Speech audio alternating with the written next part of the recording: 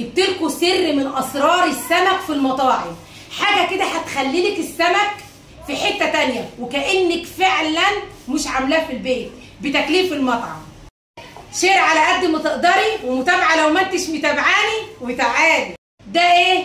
ده ينسون، 3 معالق كبيره هرميه ينسون، معلقه كبيره هرميه شمر وينسون يا ام عمر.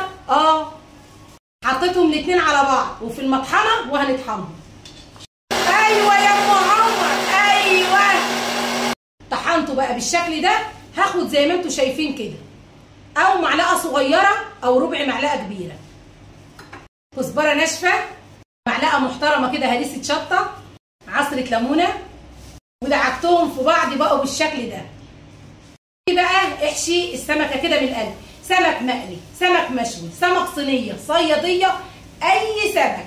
جربي كده تحط عليه زي ما قلت لك الشمر وينسون وهتدعي لي. بعد ما تطحنيها بقى خليها عندك، كل ما تعملي سمك حطي زي ما قلت لك معلقه صغيره او ربع معلقه كبيره.